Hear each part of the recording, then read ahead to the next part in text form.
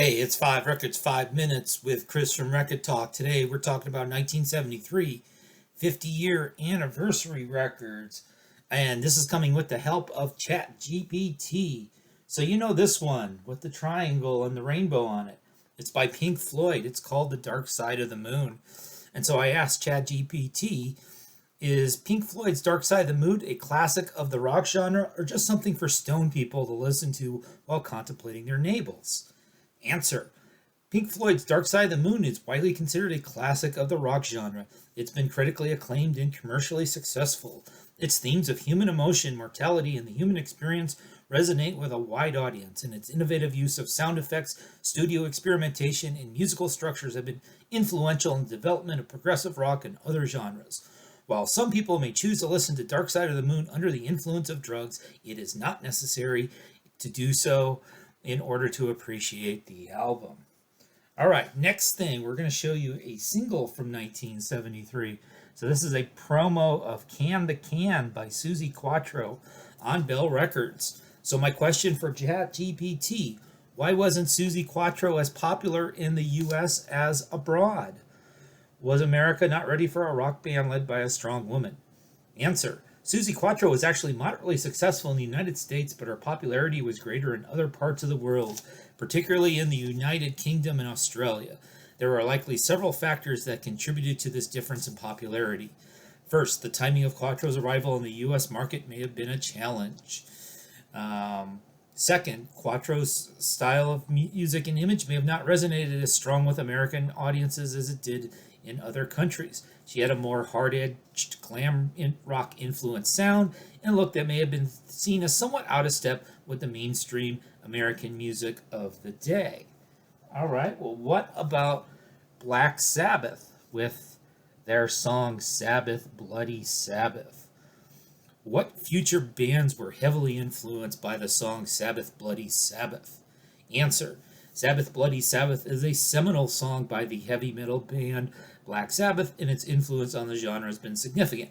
Many future bands have cited Black Sabbath as an important influence. And Sabbath, Bloody Sabbath in particular has inspired a number of artists. One such band is Metallica. Members of Metallica have spoken about their admiration for Black Sabbath and the input their music had on their own sound. In particular, the dark and ominous riffing of Sabbath, Bloody Sabbath. Another band that was influenced by Black Sabbath is the grunge band Soundgarden. Other bands that have been influenced by Black Sabbath and Sabbath, Bloody Sabbath include Iron Maiden, Slayer, and Pantera, among many others. The song's heavy riffs, dark lyrics, and ominous atmosphere make it a touchstone for heavy metal musicians around the world. All right, well, let's get into something a little bit funkier, jazzier, Headhunters by Herbie Hancock. Why was Headhunters one of the most popular jazz records of all time? Answer. Headhunters is a jazz funk fusion album by American pianist and composer Herbie Hancock. The album is widely regarded as one of the most popular and influential jazz records of all time, and there are several reasons why it achieved such a prominent status. One of the key factors behind its success was its accessibility. The album incorporated elements of funk, soul, and R&B, as well as jazz, and its catchy, groove-oriented compositions appealed to a wide audience. Another reason for the album's success was the quality of the musicianship on display. Additionally, the album was noted for its use of technology and studio techniques. Overall, Headhunters' combination of accessibility, strong musicianship, and innovative use of technology and studio techniques helped make it one of the most popular jazz records of all time. Finally, Deodato Prelude. You know it for that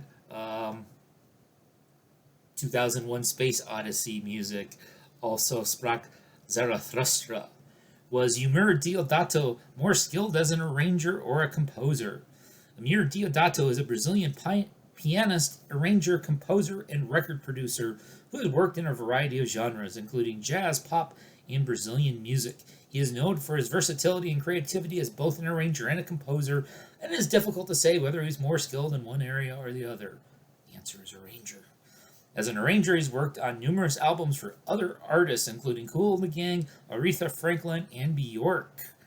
Ultimately, it's difficult to say whether Deodato is more skilled as an arranger or composer. No, it's not. It's arranger.